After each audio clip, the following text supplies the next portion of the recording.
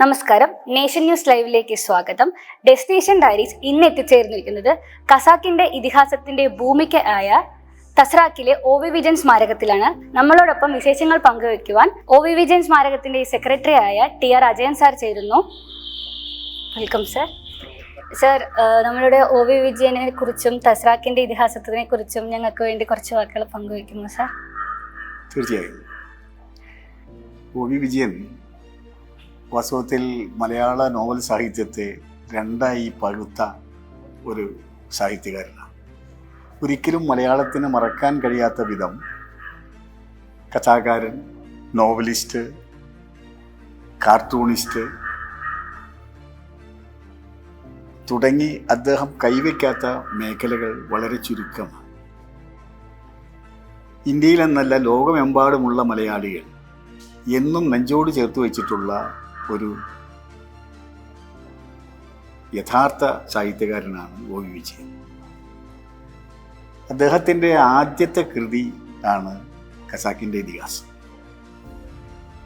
ആ നോവൽ രചിക്കാൻ അദ്ദേഹത്തിന് പ്രേരണ നൽകിയത് അദ്ദേഹം ഇവിടെ ഈ തസ്രാക്കിൽ അദ്ദേഹത്തിൻ്റെ സഹോദരി OV ശാന്തയോടൊപ്പം എത്തുകയും ഈ സ്മാരകത്തിൻ്റെ ഭാഗമായി മാറിയിട്ടുള്ള ഞാറ്റുപുരയിൽ താമസിക്കുകയും അങ്ങനെ ഈ ഗ്രാമവാസികളുമായിട്ട് ഒരു ബന്ധം സ്ഥാപിക്കുകയും ആ ഗ്രാമവാസികളിൽ നിന്ന് തൻ്റെ നോവലിന് ആവശ്യമായ കഥാപാത്രങ്ങളെ സൃഷ്ടിച്ചെടുക്കുകയും അത് ഏകദേശം 9 കൊല്ലത്തിലേറെയായി മനസ്സിലിട്ട് ലാളിക്കുകയും പരിപാലിക്കുകയും വെട്ടുകയും തിരുത്തുകയും ഒക്കെ ചെയ്ത് ഏകദേശം 10 വർഷങ്ങൾക്ക് ശേഷമാണ് OV വിജയൻ്റെ ഖസാക്കിൻ്റെ ഇതിഹാസം എന്ന നോവൽ ഇറങ്ങുന്നത്. ഭാഷയുടെ കാര്യത്തിലായാലും കഥാപാത്രങ്ങളുടെ കാര്യത്തിലായാലും സന്ദേഹങ്ങളുടെ കാര്യത്തിലായാലും അതിൽ ചിത്രീകരിക്കുന്ന മറ്റു കാര്യങ്ങളുടെ കാര്യത്തിലായാലും ഒക്കെ ഒട്ടേറെ നൂതനമായ കാര്യങ്ങൾ ഒളിപ്പിച്ചു വെച്ചിരുന്ന ഒന്നായിരുന്നു ഖസാക്കിൻ്റെ ഇതിഹാസം. അതുകൊണ്ട് തന്നെയാണ് ആ നോവൽ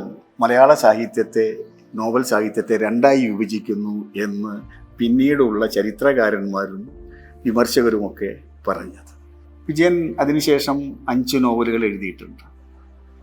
എന്നാൽ അദ്ദേഹത്തിൻ്റെ പ്രധാനപ്പെട്ട മറ്റൊരു രംഗം കഥാകാരൻ എന്ന നിലയിലായിരുന്നു. മലയാളം കണ്ട ഏറ്റവും നല്ല കഥകൾ എടുത്താൽ അതിൽ കുറച്ചെണ്ണമെങ്കിലും OV വിജയൻ്റെതായിട്ടുമുണ്ട്. ഒപ്പം ലോകം കണ്ട ഏറ്റവും വലിയ കാർട്ടൂണിസ്റ്റ് ആയിരുന്നു അദ്ദേഹം. അദ്ദേഹത്തിൻ്റെ പൊളിറ്റിക്കൽ കാർട്ടൂണുകൾ ഒട്ടേറെ ശ്രദ്ധ പിടിച്ചു പറ്റുകയും ജവഹർലാൽ നെഹ്റുവിൻ്റെ വരെ പ്രശംസ പിടിച്ചു പറ്റുകയും ചെയ്തത് നമ്മൾ കണ്ടതാണ്. അദ്ദേഹത്തിൻ്റെ ലേഖനങ്ങൾ, രാഷ്ട്രീയ ലേഖനങ്ങൾ, എങ്ങനെയാണ് സമൂഹത്തെ അദ്ദേഹം കണ്ടിരുന്നത് എന്നുള്ളതെല്ലാം വെച്ചുകൊണ്ടുള്ള രാഷ്ട്രീയ ലേഖനങ്ങൾ ഒരു സന്ദേഹിയുടെ സംവാദം പോലെ നമ്മുടെ മുന്നിൽ ഇങ്ങനെ ഉയർന്നു നിൽക്കുന്നുണ്ട്. അതുകൊണ്ടാണ് അദ്ദേഹത്തിൻ്റെ നോവലുകളും കഥകളുമെല്ലാം നിരവധി ഭാഷകളിലേക്ക് തർജ്ജമ ചെയ്യപ്പെടുകയും ലഭിക്കാവുന്ന പ്രധാനപ്പെട്ട അവാർഡുകളെല്ലാം അദ്ദേഹത്തെ തേടിയെത്തുകയും ചെയ്തത് അതുകൊണ്ടാണ്. അദ്ദേഹത്തിന് ഒരു സ്മാരകമുണ്ടാക്കണം എന്ന് ഉള്ള ചിന്ത സാഹിത്യ കുതികളുടെയും സാംസ്കാരിക പ്രവർത്തകരുടെയും അഡ്മിനിസ്ട്രേറ്റർമാരുടെയും ഒക്കെ മനസ്സിൽ വന്ന് നിൽക്കുന്ന അദ്ദേഹം മരിച്ചതിന് ശേഷമാണ്. അത് 2010 MA ബേബി വിദ്യാഭ്യാസ സാംസ്കാരിക വകുപ്പ് മന്ത്രിയായിരുന്ന കാലത്താണ് അങ്ങനൊരു ചിന്ത ഉടലെടുത്തത്. 3 സ്ഥലങ്ങളായിരുന്നു ഇതിനു വേണ്ടി നമ്മൾ ആലോചിച്ചത്. ഒന്ന്, അദ്ദേഹത്തിൻ്റെ അച്ഛൻ്റെ സ്ഥലമായിട്ടുള്ള മങ്കര. 2, അദ്ദേഹം ജനിച്ച തേങ്കുറിശ്ശി, അമ്മയുടെ വീട് അവിടെയാണ്. 3, മലയാള ഭാഷയെ തന്നെ മാറ്റിമറിച്ച വലിയ ഒരു നോവലിൻ്റെ ഭൂമിയായിട്ടുള്ള തസ്രാക്ക്. അതുകൊണ്ട് അവസാനം ഏറ്റവും നല്ലത് തസ്രാക്കിലായിരിക്കും എന്ന് ബഹുമാനപ്പെട്ട സാംസ്കാരിക വകുപ്പ് മന്ത്രി MA ബേബി തീരുമാനിച്ചതിൻ്റെ തുടർന്നാണ് ഈ സ്മാരകം ഇവിടെ ഉണ്ടായത്. സർ, OV വിജയന്റെ വ്യക്തി ജീവിതം സാഹിത്യ ജീവിതവുമായി എങ്ങനെ ബന്ധപ്പെട്ടിരുന്നു?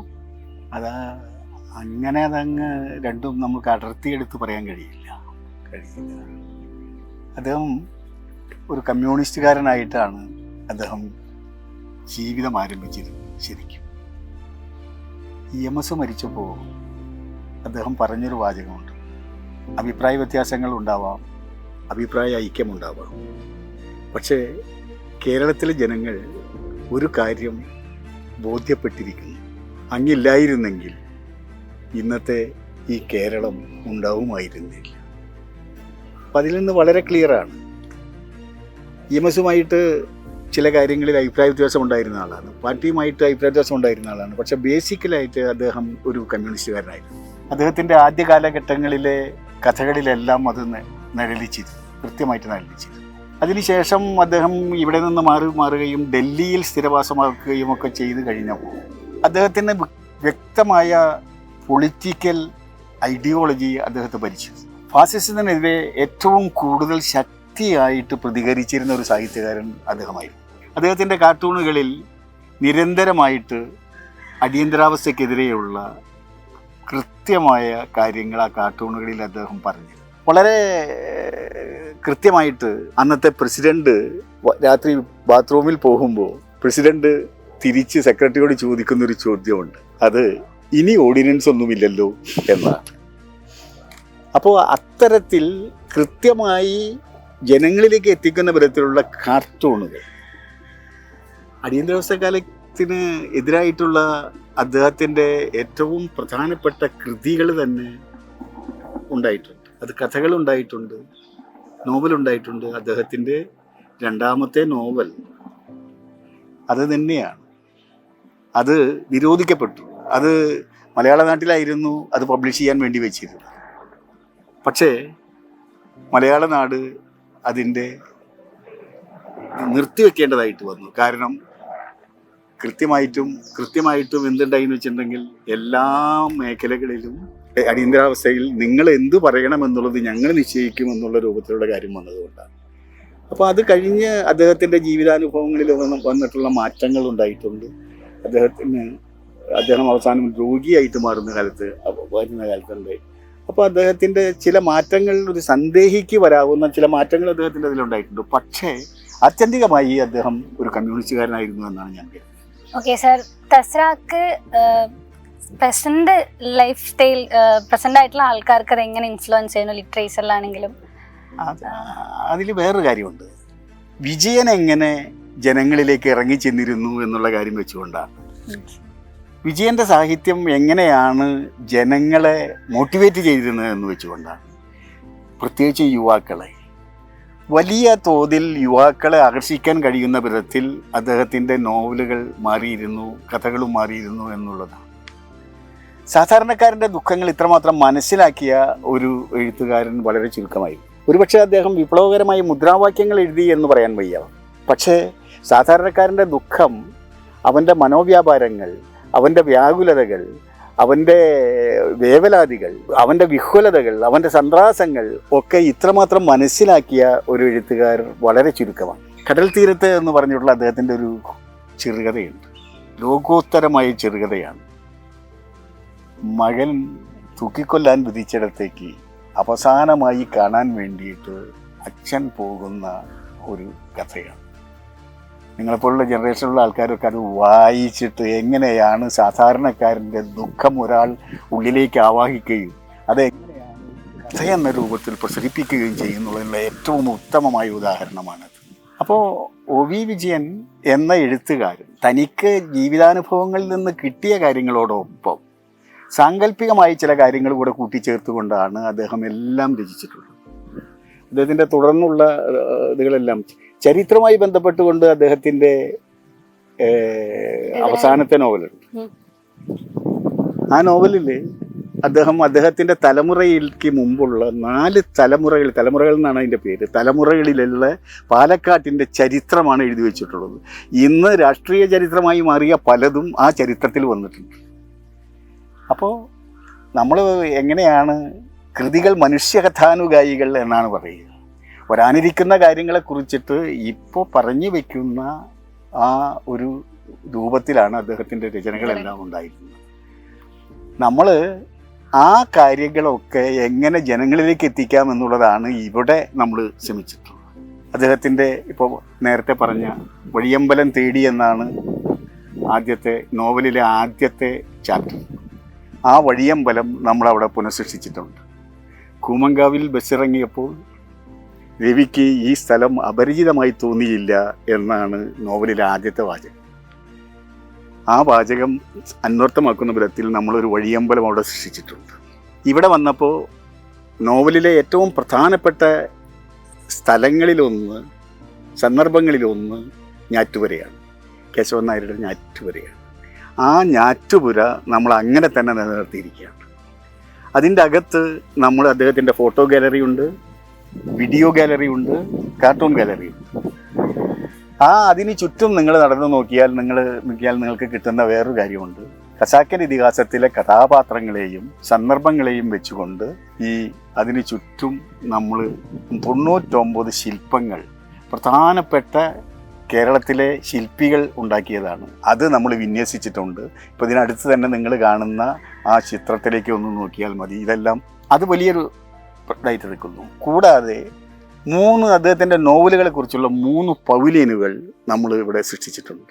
നിങ്ങൾക്ക് നോക്കിയാൽ കാണാം. ഇത് അറബിക്കുളം എന്ന് പറയുന്നത് ഈ നോവലിലെ ഒരു വളരെ പ്രധാനപ്പെട്ട സംഭവങ്ങൾ നടക്കുന്ന ഒരു സ്ഥലമാണ്. അത് ഇടിഞ്ഞു പൊളിഞ്ഞിങ്ങനെ കിടക്കുകയായിരുന്നു. അത് നമ്മൾ ഏറ്റെടുത്ത് ഇപ്പോൾ ഏറ്റവും മനോഹരമായ രൂപത്തിൽ അത് നമ്മൾ ചെയ്തിട്ടുണ്ട്. ഇതിന് ചുറ്റും ഇപ്പോൾ നമ്മൾ ഈ മതിലുകൾ ഉണ്ടാക്കിയിട്ടുണ്ട്. ഈ മതിലുകളിലെല്ലാം അദ്ദേഹത്തിൻ്റെ നോവലുകളിലെയും കഥകളിലെയും കഥാപാത്രങ്ങളെ വെച്ചുകൊണ്ടുള്ള ചിത്രരചനയ്ക്ക് നമ്മൾ ഏർപ്പാടാക്കിയിട്ടുണ്ട്. അത് കഴിഞ്ഞാലുള്ളത് 250 പേർക്ക് ഇരിക്കാവുന്ന ഒരു ഹാൾ, സെമിനാർ ഹാൾ ഇവിടെയുണ്ട്. തസ്രാക്കിലെ ഏകദേശമായി 3000-ഓളം ഫോട്ടോഗ്രാഫികളിൽ നിന്ന് തിരഞ്ഞെടുത്ത വൈക്കം ഡി മനോജിൻ്റെ ചിത്രങ്ങൾ 50 അതിൻ്റെ അകത്ത് കാണാം. കേരളത്തിലെ പ്രധാനപ്പെട്ട ചിത്രകാരന്മാരെല്ലാം ഈ സ്ഥലത്ത് വന്നിട്ടുണ്ട്.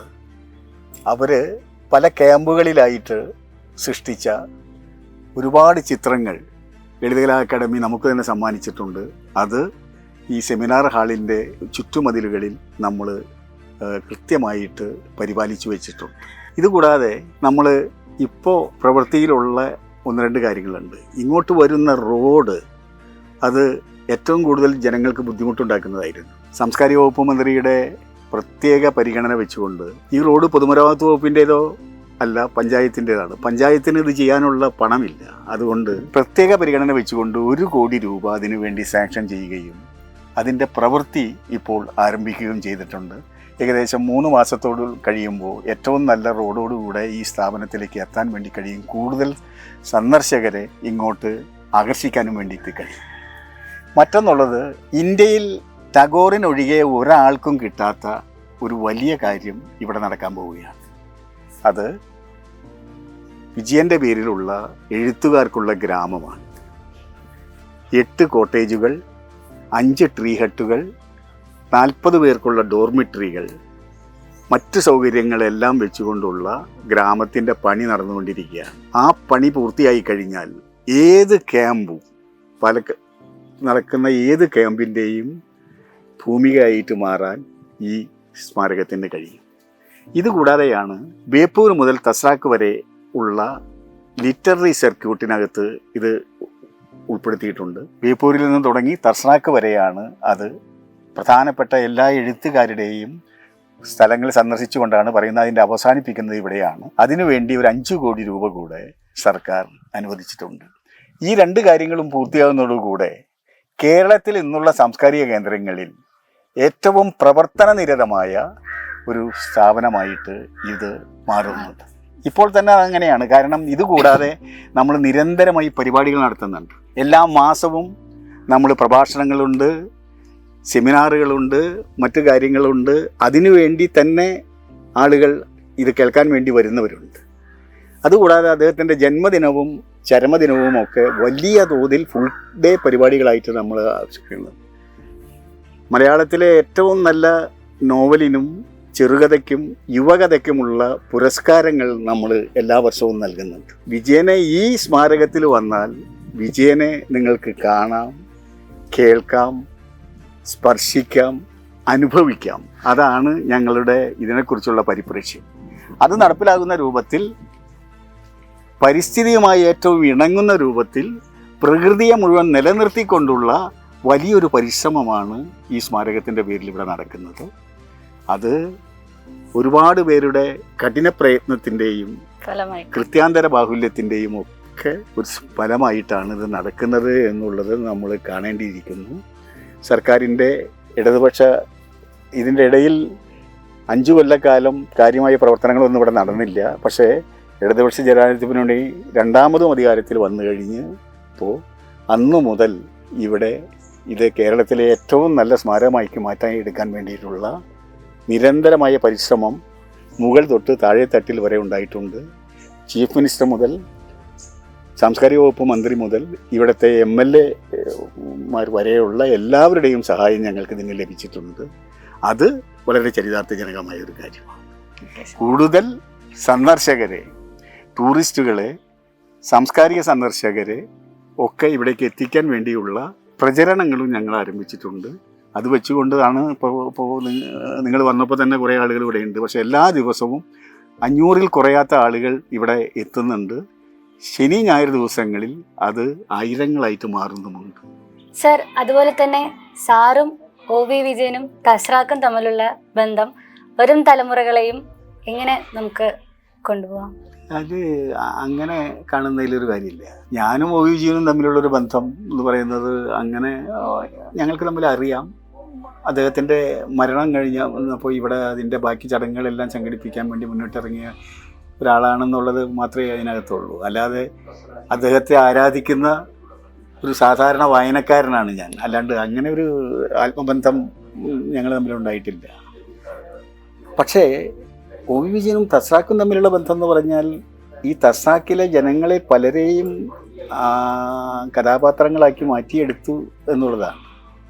അത് ലോകത്തിൽ ഉള്ള ഒരു പ്രധാനപ്പെട്ടതായിട്ട് മാറ്റി എന്നുള്ളതാണ് വിജയൻ്റെ ഏറ്റവും പ്രധാനപ്പെട്ട കാര്യം. ലോകത്തിലുള്ള ഏതു മലയാളിയും ഖസാക്കിൻ്റെ ഇതിഹാസം എന്ന് പറഞ്ഞാൽ അത് അവരുടെ ഒരു പുസ്തകമായിട്ട് ഏറ്റെടുക്കുന്നു എന്നുള്ളതാണ്. വരും തലമുറകൾക്ക് വേണ്ടിയിട്ടുള്ളത് അത് ഈ പുസ്തകം വായിക്കുന്നവർക്ക് മനസ്സിലാവുള്ളൂ. അദ്ദേഹത്തിൻ്റെ ഒരുപാട് പുസ്തകങ്ങളുണ്ട്. ഇപ്പോൾ ഞാനവിടെ നിങ്ങൾക്ക് അവിടെ കാണാം അദ്ദേഹത്തിൻ്റെ പുസ്തകങ്ങൾ ഏതൊക്കെയാണ് എന്നുള്ളത് കാണാം. അപ്പോൾ അത് വെച്ചുകൊണ്ട് ഉള്ള കാര്യങ്ങൾ വയ്ക്കുമ്പോൾ വരും തലമുറകൾക്ക് ഒരുപാട് നമ്മുടെ ഭാഷയിൽ വലിയ മാറ്റം വരുത്തിയ ഒരാളാണ് വിജയൻ. അപ്പോൾ ഭാഷയുടെ കാര്യത്തിൽ, ഭാഷയ്ക്ക് വേണ്ടിയുള്ള പ്രയോഗങ്ങളുടെ കാര്യത്തിൽ, ശൈലികളുടെ കാര്യത്തിൽ അദ്ദേഹത്തിൻ്റെ ഈ ഖസാക്കിൻ്റെ ഇതിഹാസത്തിൽ നിന്നുള്ള കൊട്ടേഷൻ വെച്ചുകൊണ്ട് തന്നെ ആണ് പലരും എഴുതിക്കൊണ്ടിരിക്കുന്നത്. അപ്പോൾ അത് വരും തലമുറകൾക്ക് ഒരുപാട് കാര്യങ്ങൾ അതിൽ നിന്ന്, ആ എഴുത്തത്തിൻ്റെ എഴുത്തുകളിൽ നിന്നും കാർട്ടൂണിൽ നിന്നും കിട്ടാനുണ്ട്. അതിനു വേണ്ടി നമ്മൾ ചെയ്യാൻ പോകുന്നത് എന്താണെന്ന് വെച്ചാൽ, നമ്മൾ ഇവിടെ അദ്ദേഹത്തിൻ്റെ ഒരു റിസർച്ച് ആൻഡ് റെഫറൻസ് സെൻറ്റർ ആരംഭിക്കുകയാണ്. വിജയൻ എന്തായിരുന്നുവെന്നും വിജയൻ്റെ പുസ്തകങ്ങൾ എന്തായിരുന്നുവെന്നും ആ പുസ്തകങ്ങൾ ഉപയോഗിച്ച് റിസർച്ച് ചെയ്തവരാരൊക്കെയാണെന്നും ഇനിയുള്ള തലമുറയ്ക്ക് റിസർച്ച് ചെയ്യാൻ വേണ്ട അവസരങ്ങൾ സൃഷ്ടിക്കുന്നതിനും വേണ്ടിയിട്ടുള്ള ഒരു വലിയ ലൈബ്രറി, അതിന് മറ്റ് റിസർച്ച് ചെയ്ത് ഇവിടെ താമസിച്ച് റിസർച്ച് ചെയ്യാനുള്ള അവസരങ്ങൾ, ഇതൊക്കെ നമ്മൾ ഉണ്ടാക്കി കൊടുക്കാൻ വേണ്ടിയിട്ടുള്ള ശ്രമങ്ങളാണ്. അങ്ങനെ ഒരു എഴുത്തുകാരൻ അവൻ്റെ എഴുത്തുകൊണ്ടാണ് നിലനിൽക്കേണ്ടത്. അപ്പോൾ അങ്ങനെ എഴുത്തുകാരൻ എന്നുള്ള നിലയിൽ വിജയൻ നിലനിൽക്കണമെങ്കിൽ അതിനെക്കുറിച്ചുള്ള ചർച്ചകൾ നിരന്തരമായിട്ട് വേണം, അതിനെക്കുറിച്ചിട്ടുള്ള സെമിനാറുകൾ വേണം. പുതിയ തലമുറയ്ക്ക് അദ്ദേഹത്തിൻ്റെ കഴിവുകൾ എന്തൊക്കെയാണെന്ന് പരിചയപ്പെടുത്തുന്ന വിധത്തിലുള്ള ശില്പശാലകൾ വേണം. അതെല്ലാം വേണ്ടി നടപ്പിലാക്കാനുള്ള വലിയൊരു കഠിന പ്രയത്നമാണ് നമ്മൾ നടത്തിക്കൊണ്ടിരിക്കുന്നത്. എല്ലാ സാംസ്കാരിക സ്ഥാപനങ്ങളും ഇതായിരിക്കണം എന്നാണ് ഞങ്ങൾക്ക് പറയാനുള്ളത്. സർ, സാറുടെ വിലപ്പെട്ട സമയം കളഞ്ഞ് ഞങ്ങൾക്കും പ്രേക്ഷകർക്കും ഇത്രത്തോളം OV വിജയനെ കുറിച്ചും ഖസാക്കിനെ കുറിച്ചും അറിവുകൾ പങ്കിട്ടതിന് ഒരുപാട് നന്ദി സാർ. എല്ലാ ആശംസകളും നേരുന്നു. നന്ദി. നാഷൻ ന്യൂസ് ലൈവ്, സത്യം, ചരിത്രം, വർത്തമാനം.